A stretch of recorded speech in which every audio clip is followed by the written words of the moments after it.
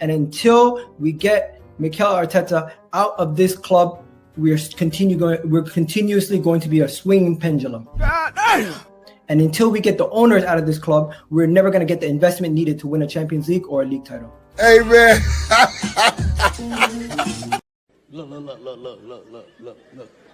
Look at this. Somebody come look at this. I heard this from a friend of a friend's friend. This is a good friend of mine. He called me last night and said this happened. He bumped into Andrea Berta in central London yesterday. And he walked up to him and was like, "Are you Andrea Berta, new Arsenal sporting director?" He was like, "Yeah, I am." Andrea Berta shows him his lock screen. He's got an Arsenal badge on his lock screen. He's like, "Yeah, this is a picture of my friend Sean Andrea Berta in central London last night, right?" Big up. So I called him. I was like, "Mate, you met Andrea Berta?" He was like, "You never guess what he said." I was like, "What did he say?" He was like, so I said to him, like, "Stop the cap. You know, what's going on? Who are we signing?" Andrea Berta said to him, "Who do you want?"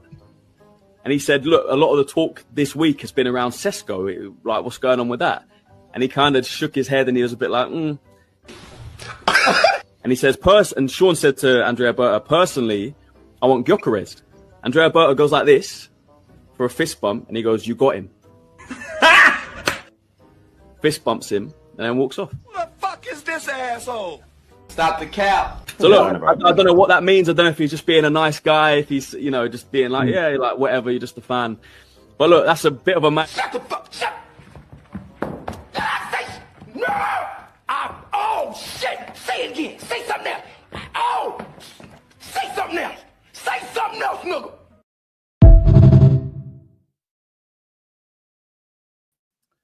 What's happening, guys? So I'm back with a reaction video, and we are going to be reacting to Egal on Dan Potter's channel. And it's the segment of Egal joins the show to try calm down the panel. Now, Egal is, we all know, he's a toxic positive fan. The guy that you saw in the beginning, who used to be super text out, now he's the biggest, one of the biggest cheerleaders for him. So I'm gonna get the reaction up, and then we're gonna react to it, and we're gonna talk about this. I'm gonna try not to be too long, but let's talk about this. I'm sick of them sweatsuits and them corny hats. Let's talk about it.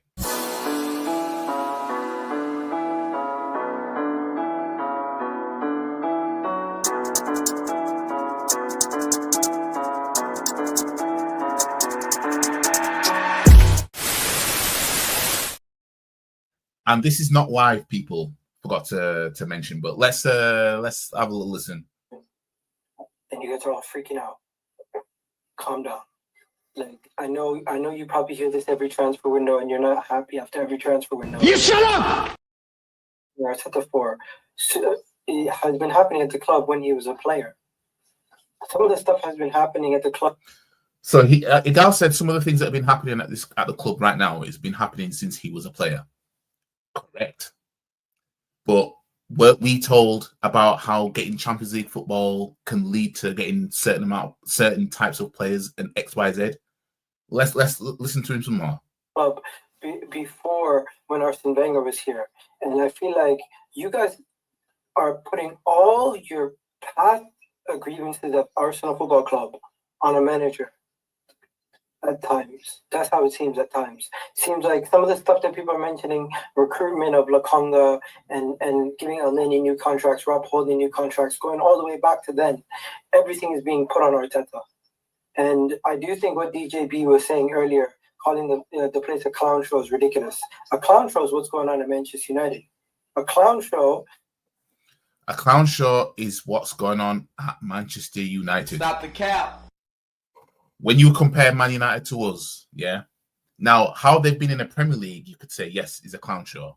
But when it comes to the EFL Cups, your FA Cups, and even Europe, the winning trophies and getting to finals, yeah. We're here. Fans like Egal are sucking off Teta because he got us second. Oh, that's classy. I can't, but this is going too far. Some of the stuff that... Because we got to a Champions League semi-final. Yeah, Man United have got to 5 finals since 2020. Won 2 of them. Okay. All right. Is what was going on at Tottenham for the last 20 years. What's been happening at Arsenal for the last 2 years? Yeah, but what's been going on with Arsenal for the last 20 years, Egal? You know what I mean? We're supposed to be this club that's supposed to... We're in the Emirates to compete with the best. PSG was another club that came and won the Champions League, you know, ended their draw of never winning it. Somebody else is next. Has been a team that went from being not competitive, nowhere near the top of the Champions League, nowhere near the top of the league, to now being one of the more competitive teams across competitions. Now, yeah, I'm sorry to pause it, but just to translate what he's saying there, basically, we're not getting smoked 5-0 by the likes of Man City and Liverpool anymore. So because we're unbeaten against the top 6 sides, and we were near the team, you know, that's valuable enough to warrant this manager staying here. yes, we haven't won it, and it seems like one League Cup would have meant the difference between you being fully on board with the manager or you wanting him sacked. Not me. And not me. That's what you're saying. You're shaking your head, but all you're saying is you want trophies. I think if Arteta delivered one league, forget about a league title. If he delivered one League Cup for you, maybe that would ease your pain of no trophies, because it seems ever so slightly, but I would still want the manager gone in the same way I still do now. That's just me though. I can't speak for the guys on here, but for me, you guys already know what it will take for me to be Super Tex in.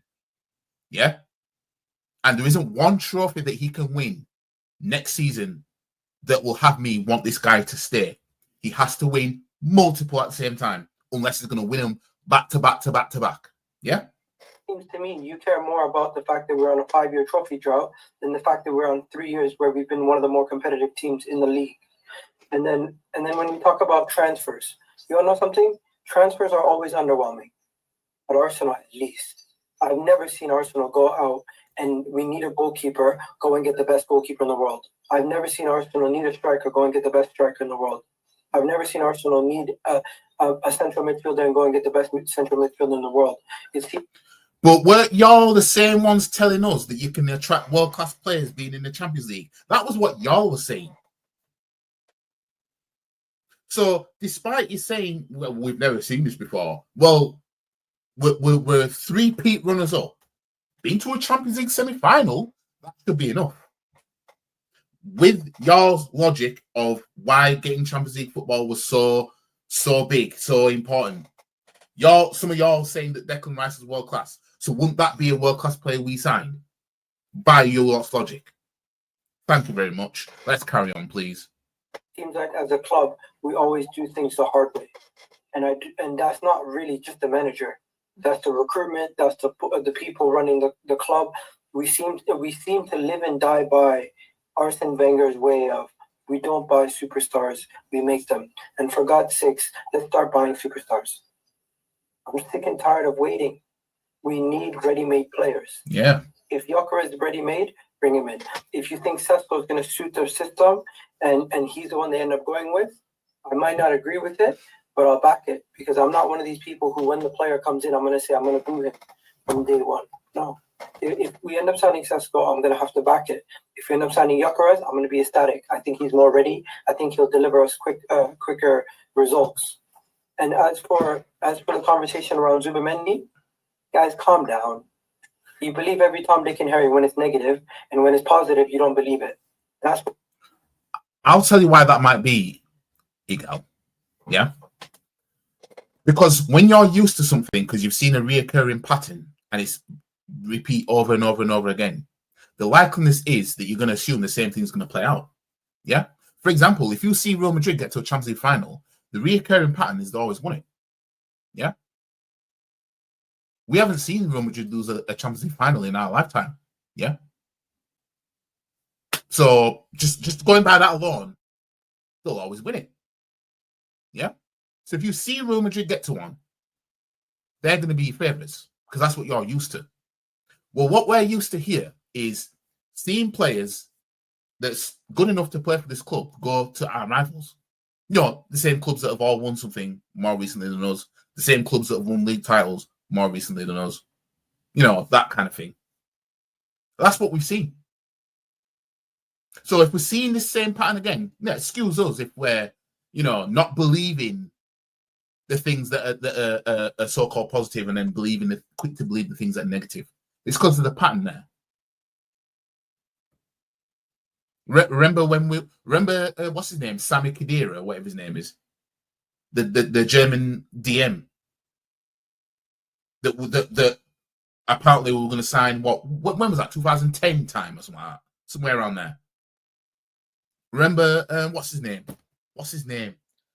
Oh, I can't remember his name. And he ended up going to Sunderland eventually. I can't remember his name.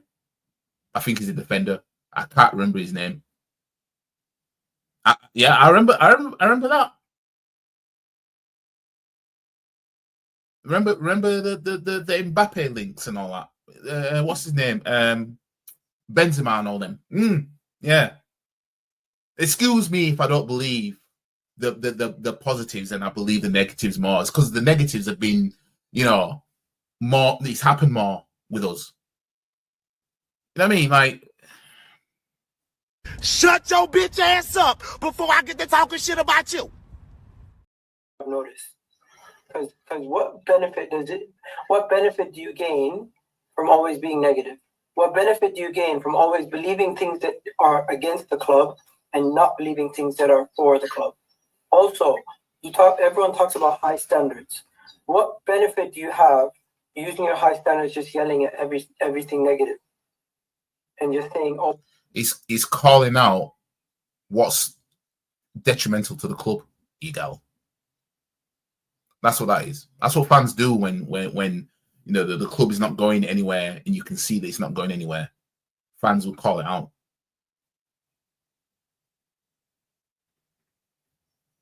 Let's listen to him some more. Oh my God, look, Zubamendi's going to go to Real Madrid. I knew it. We were never going to get him. And then when Fabrizio Romano is telling you, here you go, you don't count that as a signing, but you count Florian Wirtz as a signing for Liverpool when he hasn't even walked through the door. Again, patterns, Egal. Because this is what we're used to. We're used to seeing other clubs around us get shit done, yeah? And if they fail here, they'll go somewhere else and get shit done. That's what we're used to, yeah? When it comes to us, look how many players were essentially we assigned through social media that ended up going Chelsea and whoever else and ended up winning shit. Look how many times that's happened.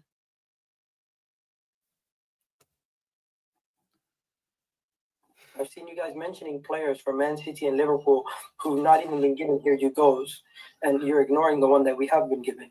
Arsenal's third day of the window. We have an agreement for one of the best midfielders across Europe. I'm happy with the Zubamendi deal. There's still a lot of work to be done. We all know this. It's not going to be happening overnight. There's still players that we need to figure out if we're going to go for Sesko, Gyökeres, if we're going to get this centre back, that left back, if Partey is going to get a new deal or not. And I just feel like all you guys are throwing your toys out the pram before the window even fully opened properly. And you know something? I don't expect Arsenal to get too much business done until July 1st, because you know how we do as a club. We like to do things and have it on the second part of the window. Personally, I wouldn't be surprised if they kept a lot of the transfers hush until... Right, this has been a bit slow on my end, but yeah, should we not get anything done come the first week and a half of July, he'll move the goalpost. Watch. Later on in the window, because we're not in the Club World Cup. We're not incentivized to go and sign a bunch of players before the 11th of June. What's our deadline? To make people feel better. Honestly, come on, guys, get a grip. I think the only reason why we're not we are ignoring the Zubamendi here we go is because Zubamendi come out and said that's going to be a long summer, he ain't make it up yet. So to be fair, we're actually listening from the horse's mouth and not third party. So you got that's the reason why we're ignoring that. To what Zubamendi himself has come out and said. Gotcha, bitch. What did Zubamendi say? Have a little look at it. It's going to be a long summer, and then start talking about Real Can Madrid. you quote it? Well, you had it up earlier yourself on the screen. Listen, I've seen it. I know what he said. And I also know that What does it sound like to you, in your opinion? Apparently, What he's does it done a sound like? medical with Arsenal. Deal's been agreed. Apparently, yeah. Plus personal rubbish. choice. Just Did because, you not put up a short today saying Gyökeres is coming because he said, "Oh yeah," when he was ending a phone call? Did you not put a short up saying that? So you took that to mean that he was coming because he said, "Oh yeah," at the end of the phone call, like everybody says when they're ending a phone call. Yeah, so you went with that with a good newspaper style headline. This guy, man, like Egal, you know. I've seen him do it.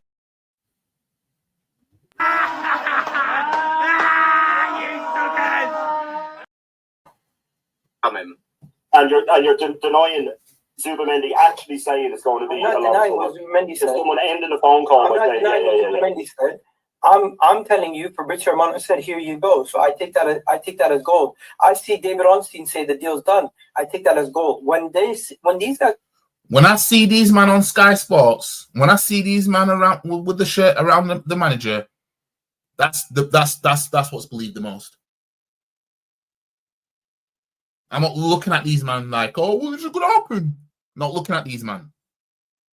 all come out here and say he's changed his mind, he's going to Real Madrid, I'll believe it. Right now, all this is somebody having an interview in a Spanish in Spain. I've seen the translation. The translation does not imply that he's looking at going to Real Madrid or anything like that. It just implies that he's his idol. That's it. It's going to be a long You know something? It's going to be a long summer if you continue to It's a done deal. Why is it not done? That you don't know about. Was it not done? No, we demand standards. It's a big difference. So if you find positives, demand standards. I admire people. I admire people that find positives, right? I admire people that find positives. I really do. I try and find positives. But when you start finding positives in every single thing, even when it's just all negative, then you've moved into delusion. All right. That's when you move into delusion. If you're finding positive where there isn't any, result in higher standards being upheld. It's not shitting on the club, Egal. It's calling out the bullshit that this club is deciding to put up with, and calling out fans like yourself that continue to feed the bullshit that's going on at this club. Fans like yourself, too many of them. Yeah. It sounds like we're shitting on them because, well, they're not winning and we're calling that out. We've literally watched Spurs win, Crystal Palace win, Newcastle and Liverpool win last season. We had to watch that. But again, you know, to fans who are Super Tex fans and not really Arsenal fans like that, they ain't going to see it the way, you know, fans like myself and many others see it. Sorry? Shitting on the club every single day does not. I'm not shitting on the club. I love this fucking club. 1 second. I love this club. Understand, shitting on the club on a regular basis does not result in higher standards. Stop the cap. You just like complaining. Higher standards. No, that was supposed to, man. No, shape or form doesn't mean that. If you did something to support the team, and you know something, people who say they have higher standards actually sometimes can lead to us having a defeatist mentality. It's true. Real Madrid, I have high standards. We're never going to beat Real Madrid. That means you're just a loser. You quit before the game even started.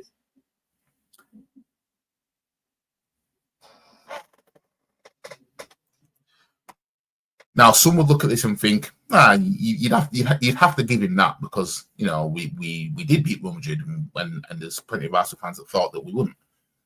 But what have we been used to in the Champions League since the last time we got to a final? Coming up against a good side and getting knocked out. Again, patterns, Egal. Patterns. This is what we're used to. We're not used to getting to Champions League finals and winning one here, losing one there, winning two here, losing one there, winning another one here. We're not used to that. What we know is if we come up against a good side in the Champions League in the later stages, we're getting kicked out. No, Real Madrid didn't kick us out, but PSG did.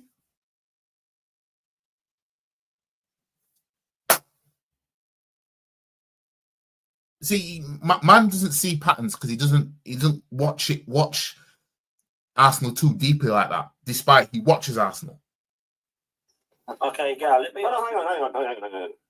When you say that, because you called, I called you. You said you called it Real Madrid game, but you call Arsenal to win every single game. So sometimes you're going to be right. If you go to a roulette table and say, "I'm going to roll, I'm going to get green," you can stand there 100 times and do it. If it lands on the 100, you're going to say, "I told you." Wrong though. You say you adhere to high standards, but then I also said PSG with steamrollers.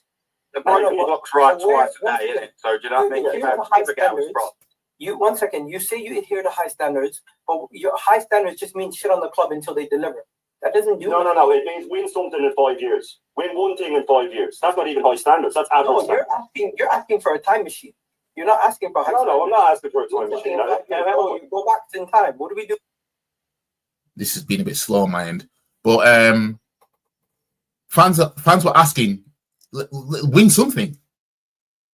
Fans were asking, win a League Cup, win an FA Cup, win something. Give us something on the way to try to for what you're trying to do. You're trying to win the bigger prizes, the league and the Champions League. Cool, but win those cups in the meantime. Yeah, that's what fans were asking for. The stakes rise when you keep not doing it. Because now you've got fans saying a League Cup, an FA Cup won't cut it. After what we just saw last season, Spurs win the Europa League, Chelsea win the Conference, Liverpool win the league title, Newcastle win the EFL Cup, knocking us out of the semis, PSG win the Champions League after knocking us out of the semis. That's what we saw. And we were in our third year of finishing second with nothing.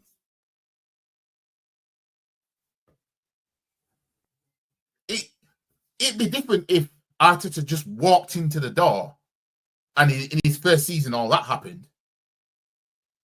And then he ended up finishing second miraculously. Then you look at it differently. And I said his name, so all your shot, people. My shots are downstairs. I'm sorry. Christian being the only person bringing some knowledge to the table. Everyone's just upset. I'm sorry. You guys are saying. Stop it. Get some help. I'm listening to you guys say it's the third day of the window. We need damn signings now. Look at Liverpool. Yeah. For the season that we just fucking had. Yes, I demand signings right now. I demand that we respond right now. Get what we need done early. Then we can look at everything else with all the rest of the window that we've got. They're getting Florian Wirtz. Look at Liverpool. They're getting two fullbacks. Look at Man City. They're getting a fullback, a midfielder, and a guy from France who's considered one of the best players in his position. And what are we doing? You know something? We're getting Zubamendi. You know something? We're getting a striker, one of them, either Sesko or Gyökeres. Now, he clearly believes that we are definitely getting a striker. Like I said, the most likely out of the two, well, we're definitely not getting Gyökeres. So, Sesko is more likely. But in my head, I honestly don't think we're getting a striker. I think we'll get an attacking player, but it won't be an out-and-out striker. Because I genuinely do not believe that this manager wants to do that. I genuinely don't. I just the patterns that I see.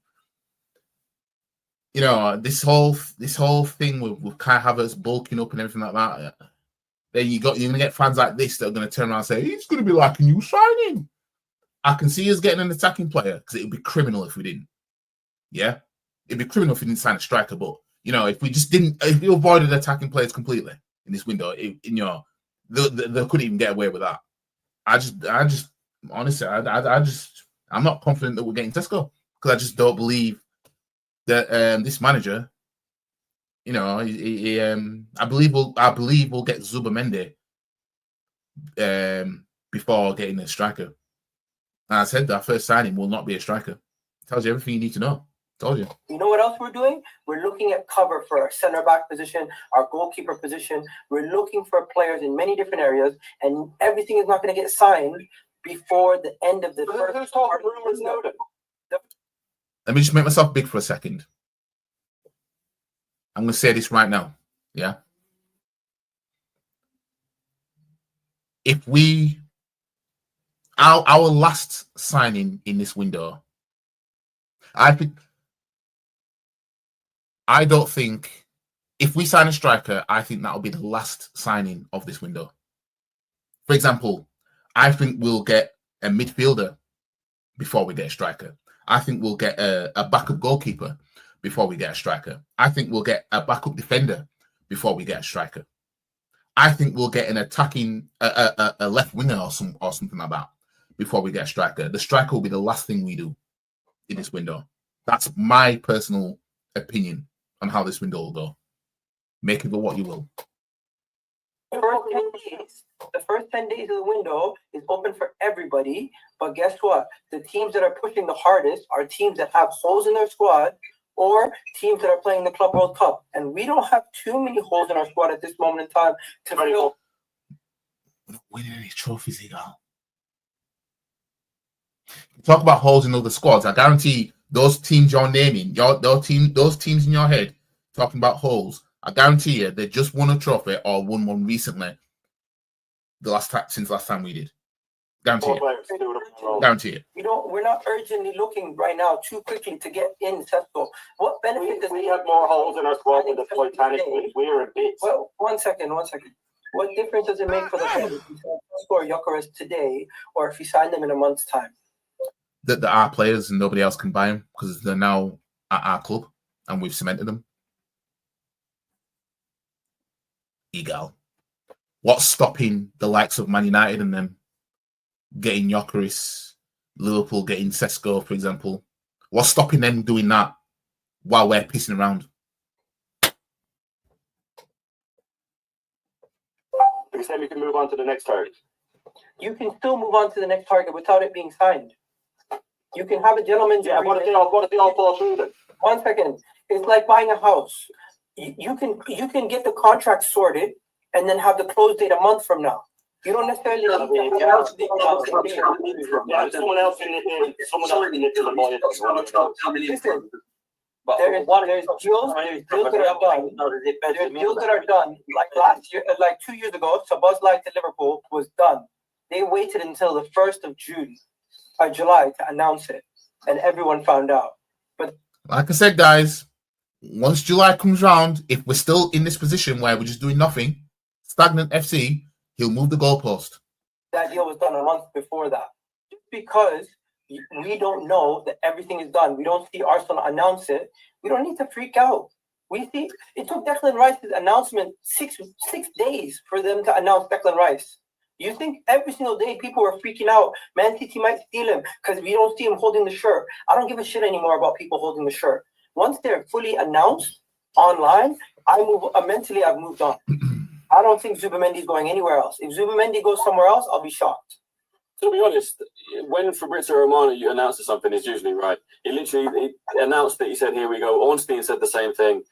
So look, if you look at those quotes today, they were taken way out of context. They pushed. What I should have done before starting this live stream was I should have looked up the history of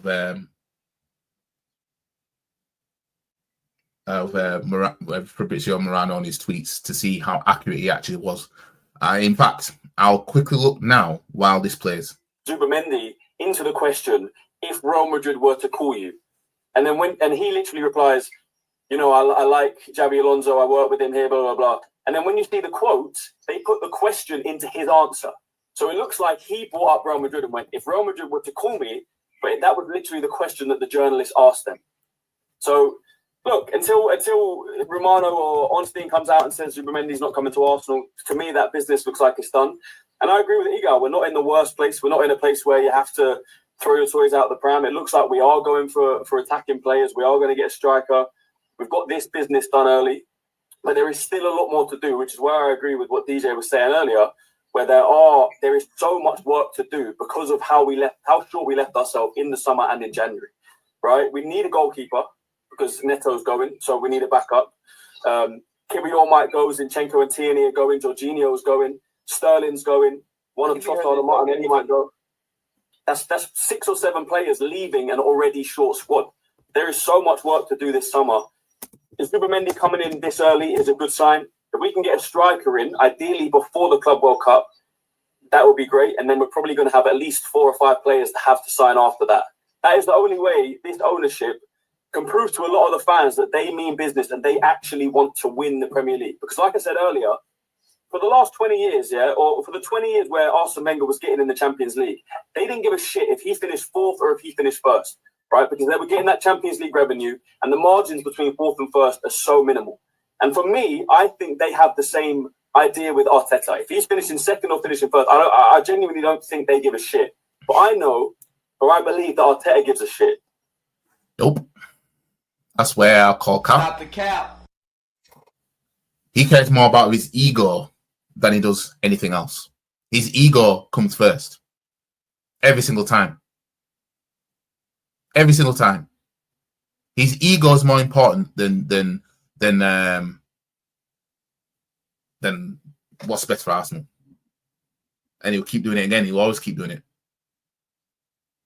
His ego is above all for him. Like and this is what we're saying. And to be honest, I can't find anything on Fabrizio Romano being wrong.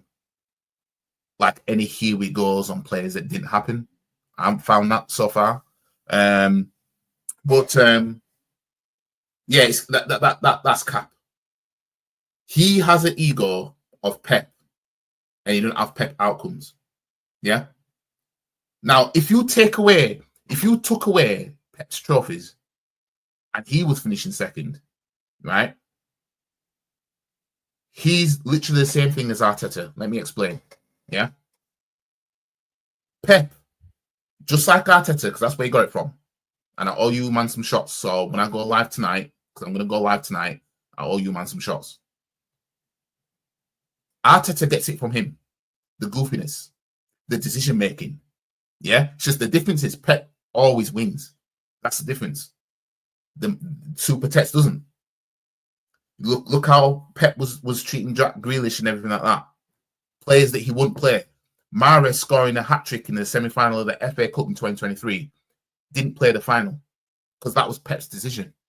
That's something Super Tex would do. Yeah? But he gets away with it because Pep wins. He gets away with it. Yeah? You take away the trophies Pep won. He's just he's Arteta. And I'm not talking about ability-wise. I'm talking more of they're both goofy. They both make goofy decisions. They both have an ego. They both will essentially make a decision that's detrimental to the team just because of their ego. The difference is Pep wins. Arteta doesn't. That's the difference. The same shit Arteta's done at this club. I'll bench Trossard, even though I was my best player the previous month in a title race, is something Pep would do, but he'd win. Yeah? That's something he'd do. I've seen City fans, yeah? I've seen some City fans talk about Pep's decision-making in games. I've seen him do it. Why didn't he play this player? Or why did he start with that player? Blah, blah, blah. Yeah? Starting Ortega in goal when you got Edison there. All that type of shit. Arteta would do the same thing. Just Arteta doesn't win. Pep does. So in essence, and this is my message to City fans, if you want to know what it's like to have Arteta at your club, just take away the trophies Pep won for you and finish one place below where you finished. You've literally got Arteta. Because then you will see the goofiness that he did, and you'll see that it didn't pay off. You know what I mean? And I'm not saying that to compliment Arteta. I'm saying it in terms of the goofiness that they both have. Just that one wins and one doesn't. You know what I mean? I'll play the last bit of this and then I'll call it a day. So for them to prove to me that they actually give a shit in this transfer window, they have to go out and do the business. They have to sign 6 or 7 players to finally take us over the line. We've been this forward line for so long now. I would probably happily maybe been a Zubimendi if it just meant it's just focusing on a striker like a Gyökeres and a Rodrigo. And sorry, you know what I mean? I've been a Zubimendi. Yeah, I would. I'd rather spend my money on a left wing and a striker. I think we massively need that more than we need a Zubimendi. What? And I don't know why Egal is got that smirk on his face, because he should know that how much we need a striker and how much the lack of it has affected us in terms of trying to get over the line. But now he's sarcastically finding it funny that Aaron Talks Arsenal is saying that he'd sack off the Zubimendi deal if it's to get forward, which I'm in agreement with. I mean, I don't give a shit about no other position right now. Get me what I need, then we'll worry about the rest. Because man spent the last 5 seasons focusing on defense, goalkeeper, midfield. He spent the last 5 seasons doing that. So I'm sorry, that can wait. That shit can wait. 150%. That forward line is stale. I agree with that. I agree with that. It's priority. You know it's peak when even Christian agrees. Jesus Christ. You know what I mean? Egal, you're on your own on this. Stop it. Get some help. If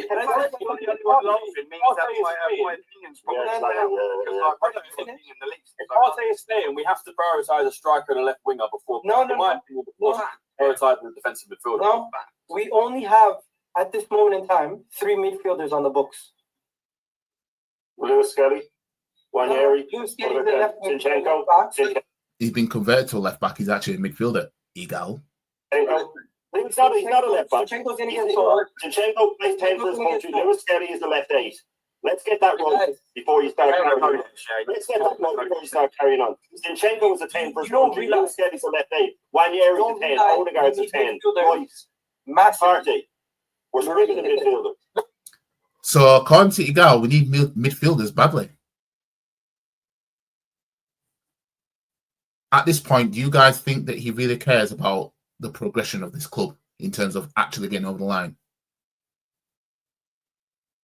How come a striker isn't like the most important thing to this guy in terms of getting him in? You know why he's fixated on the midfield? Is because the signing that looks like it's done or getting done is a midfielder. That's why. That's why.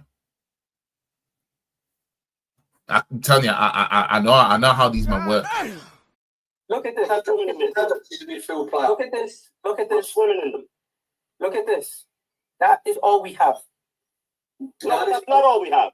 It's not. That's just that. What about Skelly? What about Wanyeri? Where's Wanyeri? Where's Heather? Ethan is a backup right winger. No, he's not. You're so good. He is the starting left back. Christ. Kai Havertz. Yeah. Kai Havertz. One second.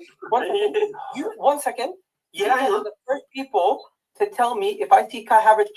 So let me just stop sharing that for a second and just show you guys this. Now I just typed in Arsenal squad on Google. Now it has Kai Havertz as a forward now. Yeah. But Moreno's a midfielder. And Wanyeri's a midfielder. And Skelly's a midfielder.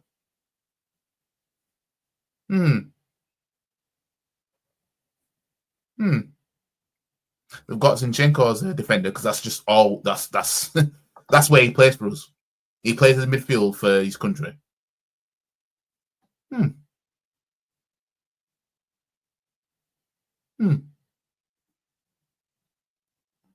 Just wanted to show you guys that. So let's just get back to this last bit and then yeah. Playing in the midfield, attack him tomorrow. So I don't want But Havertz is an 8 though. That's what he was signed as. He was signed to be an 8. He was signed to be an 8. But now he's a forward.